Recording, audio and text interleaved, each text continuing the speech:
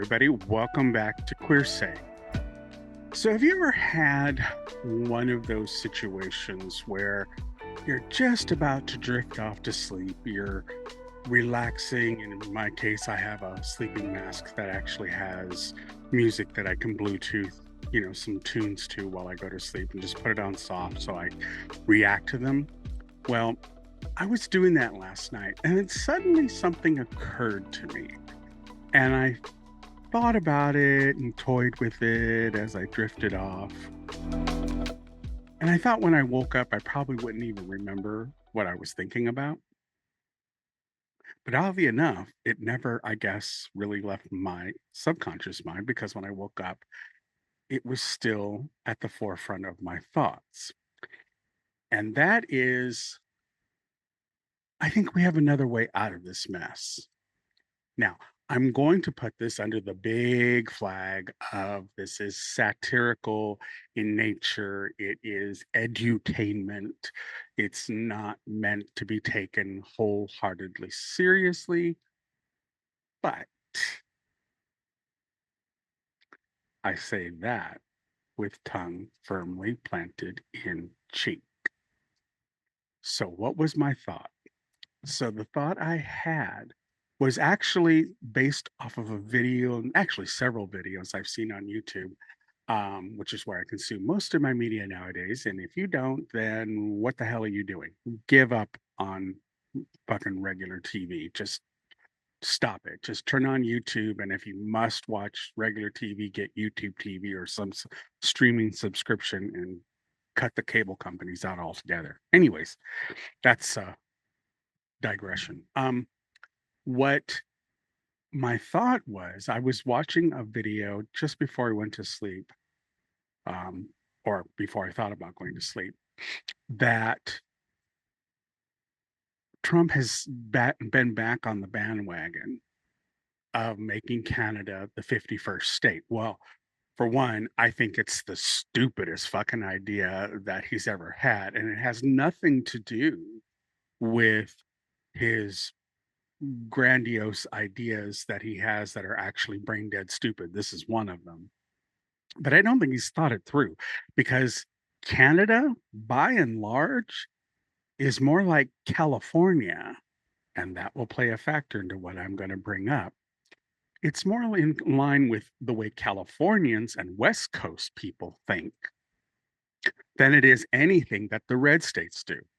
So by bringing in Canada as the 51st state, it kind of begs the question, who's going to win in the final outcome of that? President Trump repeatedly calls for having Canada become part of the U.S. Here's why he and other annex-minded advocates should reconsider. There might be serious and highly unpleasant consequences. Start with the fact that our northern neighbor has 10 provinces and 3 official territories, including the legendary Yukon. Canadians may be quiet types, but that hardly means they'll be patsies at the bargaining table. They won't countenance becoming a single state. They'll condition any takeover on making each of its provinces and territories a separate state. Under our Constitution, each state has 2 senators. That means Canada would come in with 26 senators, enough to be the swing bloc in controlling this chamber. That's frightening enough, but it gets worse. Canada's a very big place geographically. Being shrewd, its negotiators would use American precedent and geographically divide each of their political entities into 2 parts. North Saskatchewan, South Saskatchewan, etc. After all, in 1889, when our Dakota Territory applied for statehood, it was divided in half, North Dakota and South Dakota. The state of Maine was carved out of Massachusetts in 1820, and West Virginia out of Virginia in 1863. That means 26 new states from Canada and 52 U.S. senators. Canada would also have a powerful bloc in our House of Representatives. In other words, what would take place would be the political version of a reverse takeover in business, which would be scandalous. Remember, Canadians sided with Britain during our war for independence. While our patriots were shedding blood on the battlefield, Canadians were canoodling with King George III. The proof of their perfidy remains to this day. Canada has a province called British Columbia, not to mention another one named Prince Edward Island.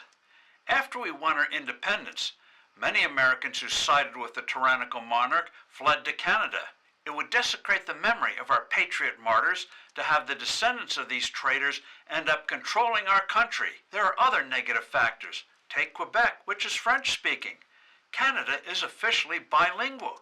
You can bet Canadian bargainers would insist that this applied to the U.S. if they were to join us. That alone could be a deal breaker. Given everything else that's going on, it's hard to imagine President Trump taking the time to master French. Our northern neighbors are different from us culturally. They're not big noisemakers. And just recall those pro-British Americans who decamped to Canada after we won our independence. Canada was given its independence. We had to fight long and hard to get ours. The American West is symbolized by the cowboy. The Canadian West, the Mountie. Clearly, taking Canada would have serious drawbacks. And I don't think these bozos have thought that through. All they see, all Trump sees, and you know this is how it's working. He saw a map and saw how big the landmass was of Canada, and he saw how big Greenland was and thought, ooh, what if we grabbed all of that? That we'd be really big in this world. Little dick energy. You know what I mean? Anyways, moving on. And I thought about that as I was going to sleep, and I thought, what if there was another way? What if we let's skip plan B. That's Trump's. Let's just do, because plan A would be carry on as we all have normally done. We know that's now in the shitter. Plan B is what Trump's proposing. I am putting forth plan C, plan Canada. Now hear me out. Again, edutainment. So keep that in mind. So I actually downloaded DeepSeek and I installed it on my Mac. And I decided to play around with my localized version, my localized install of DeepSeek. And I put out a question to it this morning. And I want to read you the entirety of my conversation with DeepSeek on it. Now, mind you, DeepSeek, its language model, while being very, very good and very, very thought-provoking. I mean, we need to realize the source. It came from China, so there are certain things within it, like you can't really be critical of China in it because that's not the way China operates. And so, you know, it's going to have some limitations in certain scenarios. However, I was not going to ask it that question. What I was going to propose was, what if the Western Pacific states decided to secede from the Union and join Canada as the Pacific province? Think about it. For me, just off the top of my head, without getting into my little chatbot kind of scenario with DeepSeek, I was thinking about it and I'm like, well, there are two things that Canada gets right off the bat. One, they have a declining demographic. They are literally aging themselves out. This would change that. Why? Because while California is also the most populated state in the Union currently, it is also the largest out of all the states. It could be its own country. It has the largest economy. I think it's like fifth or eighth in the world now, all by itself. So Canada would gain tremendously if the tax revenues and the infrastructure and the business acumen that California has garnered and built over the decades was suddenly in Canadian hands and had a link to Ottawa. So there's the demographic portion. There's the infrastructure portion, there's the business aspect, there's obviously that's tied to the economy. They would have a bigger port along the west coast that would run all the way down to Mexico. Think of the trade agreement that Canada could have with Mexico directly if the Pacific states were all part of Canada. Think about that. Canadians could then move through the Pacific state province down and they could travel right across the border internationally. And Canada and Mexico could build a trade agreement between the two of them that would completely bypass the United States. The weird part about all of this, from my perspective, was that what kind of planted this in my head was that troglodyte Ava Braun 2.0, Major Turd Sheen, as I like to call her. Um, she came up with this thing about, the red states should divorce from the blue states. And while I'm loath to admit that my idea is kind of leaping off that same cliff, but in a different way, I'm kind of looking at it and going, well, while it's fun to play with this, I do see some benefits. I see some benefits for Californians. Californians are much more progressive in the way we look at renewable energy, in sustainability in food, agriculture, in employing new technologies and making sure that they are viable for the population. We are very progressive. We have very, very strong ideals and ethics about things. Um, we obviously, being the largest economy as a state around the world and compared to the rest of the world, we obviously bring a lot of clout. So it's a win for Canada and it's a win for for California, Washington, and Oregon. And I think Washington and Oregon would be okay with falling in line with California because I think they would see the benefit far outweighs the cons that you could put up between the pros and cons. I think they would understand by sticking with California, their prospects actually increase. It also solves, I think, one of the largest problems California has, and that's water supply. Think of the water that could come from the frozen tundra that's up in Canada. You've got tons of snow.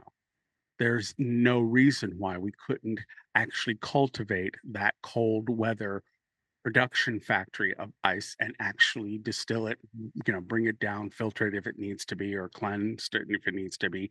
But that literally is a water supply that could solve California's drought problem. So I'm kind of thinking win for California, win for Canada. You know what I mean? It's kind of got some benefits all the way around. California would also see an increase in that we would have healthcare provided like it is in Canada. Our cost of drugs would come down tremendously because Canada. Um, and Canada would gain a whole new population of Spanish speakers. And if you don't know this, a lot of Canadians have expats who live in Mexico. So, what better way to bring that into the fold? Now, I'm sorry for the people of the province of Quebec, French will no longer be the dominant because it would be English and Spanish. So all of your French would have to learn some Spanish and keep up with the English. I think we could make it a tri-language kind of situation, but I think that the I forget how they call Quebeciers, I don't know. Um, but I think that they would probably be outnumbered in any kind of parliamentary kind of thing, just from the sheer weight of how many people are in California as opposed to the rest of the country in Canada. So it would change the dynamics of even Canadian politics if we were to join.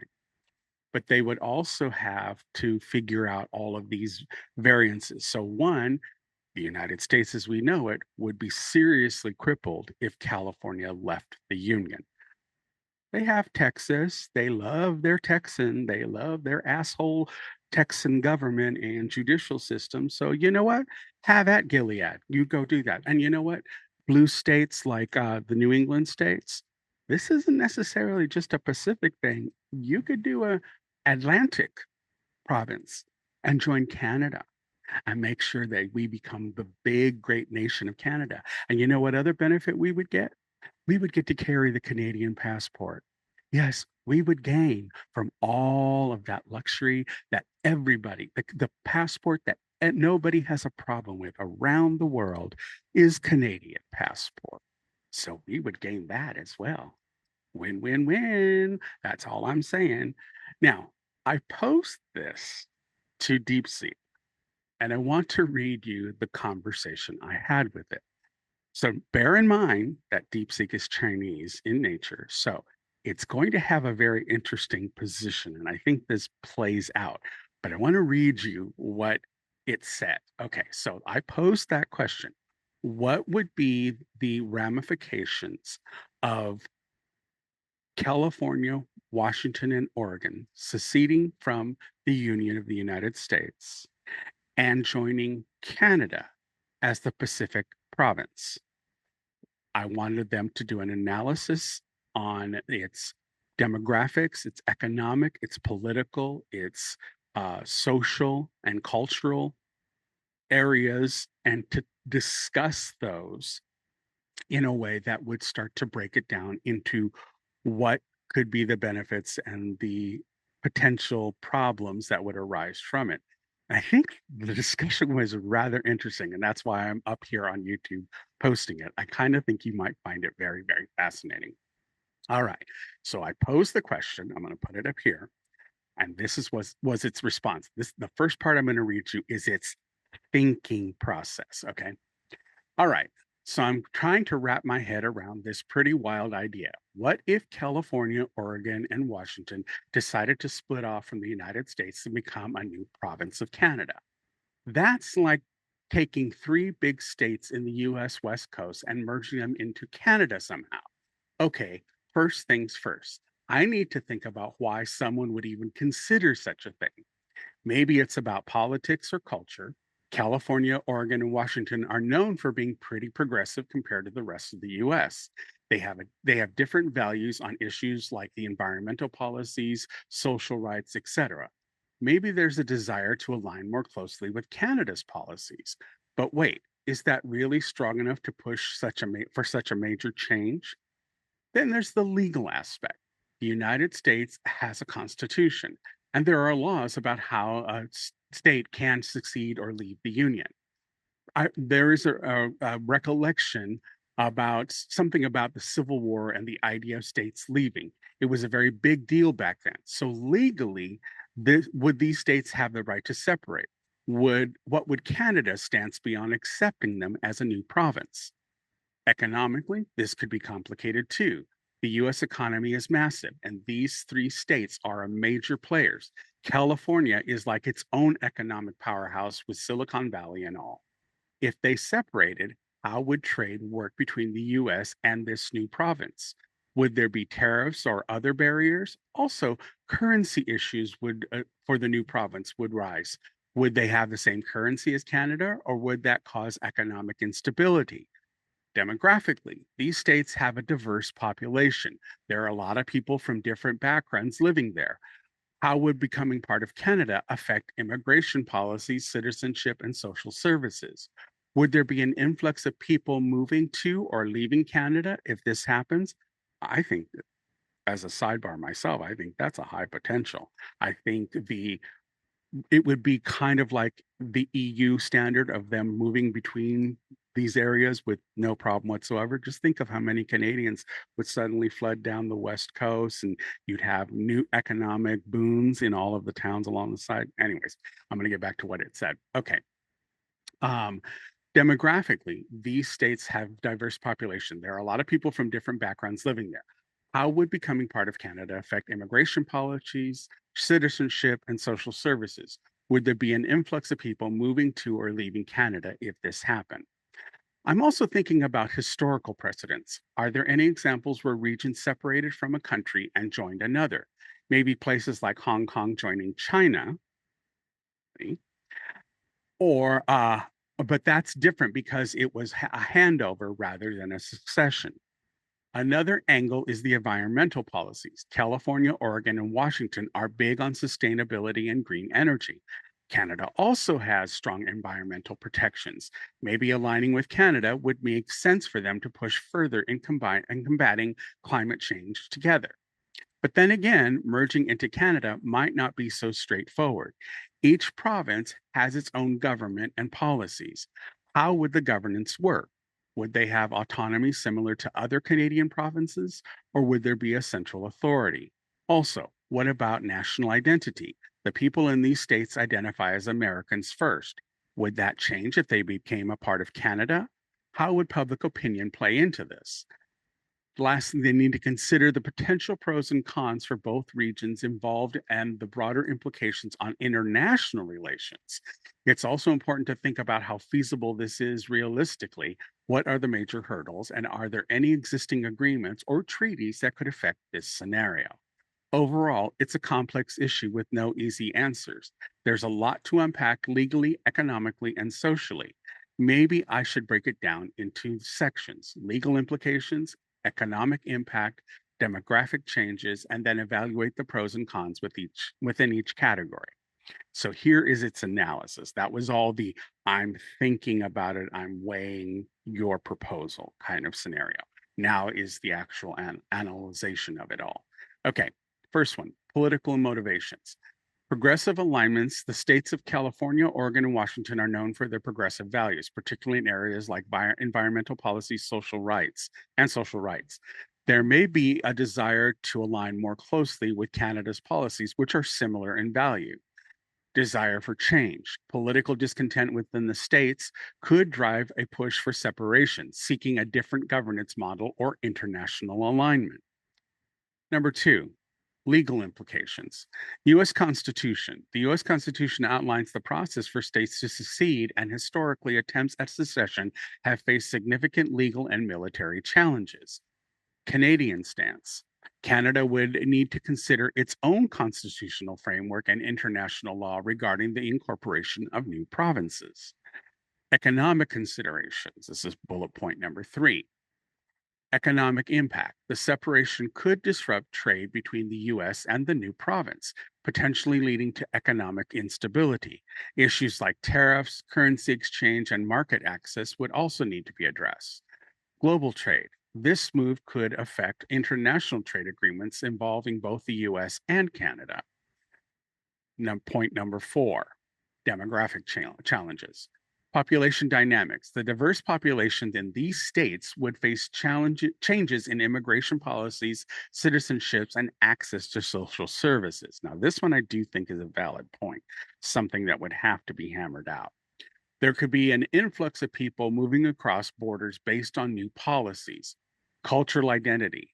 Shifts in national identity could occur, affecting how residents perceive themselves and their relationship with both the US and in Canada. Number 5, environmental policies. Climate change collaboration. Aligning with Canada could enhance efforts to combat climate change, leveraging combined resources and expertise in sustainable practices. Policy synergy. Both regions have strong environmental protections, potentially leading to more effective global advocacy on environmental issues. Point number 6, governance and autonomy. Governance structure. The new provinces would need to determine their relationship with Canada's central government, balancing autonomy with federal authority. Now, I find all of that truly fascinating. And I think to a great degree, the pros, even though they would be very, very much a sticky wicket, um, I think it would be something that there there would be a general consensus between the Canadians and the Pacific province being proposed. I think they would start to see more of pluses than there are minuses on balance. I don't think it could ever happen. I don't know that anybody would want it to happen, but picking the baton up that Major Turd Sheen Troglodyte Eva Braun 1.0 kind of said about divorcing red from blue, I don't know. It's a thought. Um, so instead of Canada becoming the 51st state, what if the Pacific states became a new province? I'm just saying. I'm just saying. Okay, when I was editing this, I just realized I didn't do the one more thing. There is one more thing. Wait a minute, there is one more thing I forgot about. But we do have one more thing. But there is one last thing. There is one more thing. I got to remember to do that. I'm going to put it down on my notes from now on. Anyways, here's the one more thing for this episode. I don't know if you've noticed, but lately, since we've gotten into this whole Trumpian fascist bullshit stuff that's going on that truly threatens our democracy and our country, have you noticed how many African based channels or even Jamaican or, it's definitely from the Black community, but outside of the United States? Is what I'm getting is kind of a feel for it. And they're doing a lot of these stitch ups of several TikToks on MAGA and how they're doing the whole MAGA regret, MAGA tears movement kind of FAFO stuff. I find it really interesting that they've picked this up and are actually getting quite a number of views on it on YouTube, and I'm here for it. You know what? If people in the African continent can benefit from our stupidity of what's going on over here, hey, more power to them. Get that coin, get that bank. I'm good. But I just find it really interesting that that was an outcome of America FAFOing on a epic scale, and we've got people that Trump determines are in the shithole countries, and they're the ones that are making bank off of our bullshit. I find that really interesting. Don't you? You have any on this issue? I find it really fascinating and kind of titillating to think about what the possibilities could be and how it would enrich Canada overall. Um, there's no reason why the status quo can't be questioned. Obviously, our system is broken, and this is a worldwide endeavor. There would also be the addition of, because Canada is part of the British Commonwealth, although they are have much more autonomy, how easy would it be for us in the Pacific states then to have access to European stuff? Because especially since Canada has recently been throwing it out there, they're thinking of joining the European Union. So what would be that implication? Would then Europe reach across if we joined Canada and actually be Europe's presence in the Pacific? It's kind of interesting, don't you think?